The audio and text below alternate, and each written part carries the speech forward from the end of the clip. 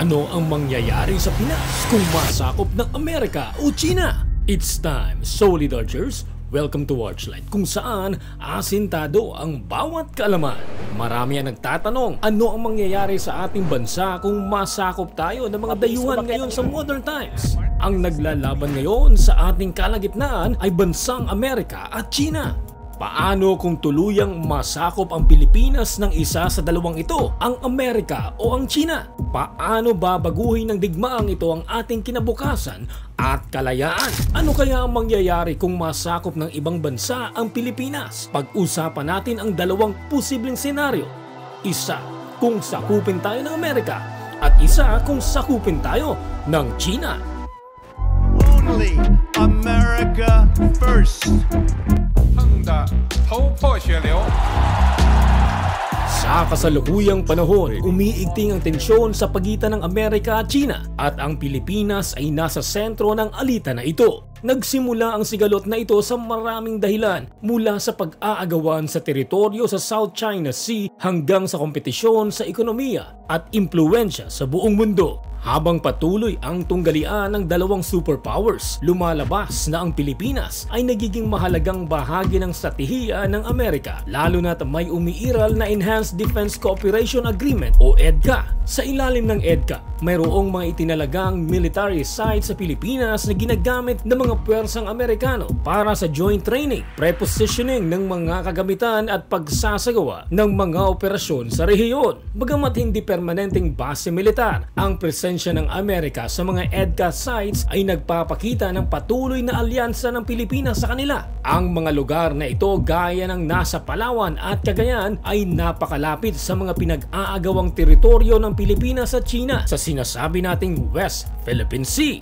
Dahil dito, lumalakas ang tensyon. Nakikita ng China ang pagkakaroon ng mga EDCA sites bilang direktang banta sa kanilang kontrol at layunin sa South China Sea. Para sa kanila, ito ay isang hakbang ng Amerika upang pigilan ang kanilang pagpapalawak at pagkontrol sa mga mahalagang ruta ng kalakalan at mga likas na yaman sa karagatang ito. Kasabay nito, ang Amerika naman ay patuloy na nagpapakita ng suporta sa mga kaalyado nito sa Asia, lalo na ang Pilipinas, upang mapanatili ang tinatawag nilang freedom of navigation sa rehiyon. Ang sitwasyon ay tila mas tumitindi dahil sa mga sunod-sunod na military drills ng Amerika at Pilipinas malapit sa pinag-aagawang teritoryo. Sa kabilang banda, ang China ay nagtatayo ng mga military outposts at artificial islands na nagbibigay daan upang ma-deploy ang kanilang mga barkong pandigma at fighter jets. Patuloy ang pagpapakita ng lakas ng dalawang bansa at dahil dito, ang Pilipinas ay tila nagiging isang geopolitical battleground sa pagitan ng dalawang superpowers. Ang tanong, sa ganitong sitwasyon, paano kung tuluyang masakop ang Pilipinas ng isa sa dalawang ito, ang Amerika o ang China? Paano babaguhin ng digmaang ito ang ating kinabukasan at kalayaan? Ano kaya ang mangyayari kung masakop ng ibang bansa ang Pilipinas? Pag-usapan natin ang dalawang posibleng senaryo, isa kung sakupin ng Amerika at isa kung sakupin tayo ng China. Unahin natin ang senaryo kung saan ang Pilipinas ay magiging bahagi muli ng Estados Unidos. Kapag sinakop ng Amerika ang Pilipinas, ang una nating mararamdaman ay ang pagbabalik ng bansa sa impluwensya ng kanluran. Magiging mas mahalaga ang Pilipinas sa estratehiya ng Amerika sa Asia. Hindi malayo na magtayo muli ng mga base militar gaya ng dati sa Subic Bay at Clark Air Base. Ang mga ito ay magiging pangunahing puwersa laban sa paglakas ng China sa rehiyon. Ngunit ito rin ang magiging ugat ng tensyon sa pagitan ng Amerika at mga bansa sa ASEAN, kasama na ang China. Magkakaroon ng mas malalim na diplomatikong alitan, lalo na't makikitang ito bilang pagbabalik ng kolonyalismo. Sa militar naman, makikita natin ang paglakas ng presensya ng tropang Amerikano sa bansa. Magdadala sila ng mga makabagong armas at teknolohiya at posibleng palakasin pa ang puwersang militar ng Pilipinas. Ngunit hindi maiiwasang na maging frontline tayo sa giyera ng mga malalaking bansa, lalo na't may tensyon sa South China Sea. Posibleng tayo ang maging sentro ng labanan ng Amerika at China, isang sitwasyon na lubhang mapanganib. Sa ekonomiya, maaaring maranasan natin ang paglago gaya ng nangyari sa Japan o South Korea noong nakaraan. magkakaroon ng mas maraming trabaho, infrastructure at kalakalan sa Amerika. Ngunit kasama nito ang mas malalim na impluwensya ng kulturang Amerikano. Mas magiging dominanteng bahagi ng ating kultura ang mga Amerikanong pelikula, musika at lifestyle. May pag-asa ba sa ganitong senaryo? Posibleng oo, pero marami rin ang magtatanong, handa na ba tayong isuko ang ating kasarinlan? Maaaring lumakas ang damdaming makabayan at magkakaroon ng mga kilusang tutol sa pamamahala ng Amerika.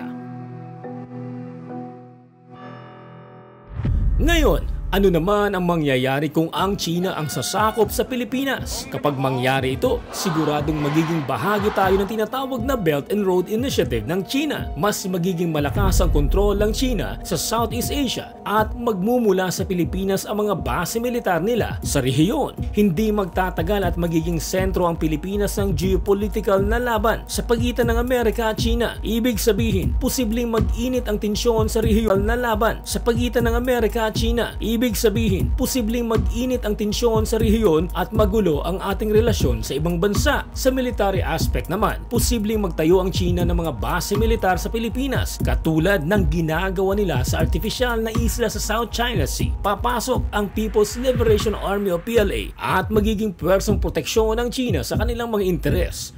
Pero ano nga ba ang mararamdaman ng mga Pilipino? Hindi tulad ng Amerika, posibleng mas matindi ang pagtutol ng mga tao sa kontrol ng China. May kasaysayan tayo ng tensyon sa China, lalo na sa mga isyu ng teritoryo. Maaaring magkaroon ng malawakang pag-aalsa, insurhensya o mga kilusang gerilla. Pagdating naman sa ekonomiya, magiging malalim ang relasyon natin sa China. Magkakaroon ng infrastructure projects pero may kapalit ito, malamang utang at pagiging dependent natin sa ekonomiya ng China. Posibleng mawalan tayo ng kontrol sa ating mga likas na yaman at negosyo dahil papasok ang mga kumpanya ng China at sila ang magpapalakad. Dagdag pa rito, posibleng masunod sa politika ng China ang ating pamahalaan kasama na ang kanilang otoritaryong estilo ng pamumuno. Ang kalayaan sa pamamahayag at karapatang pantao ay maaaring mabawasan. Kulturang Chino ba ang papalit sa atin? Maaaring hindi ito ganun kabilis pero tiyak na magkakaroon ng clash sa pagitan ng ating mga tradisyon at ng kanilang kultura. Ang mga relasyon natin sa ibang kanluran ng bansa gaya ng Amerika ay masisira.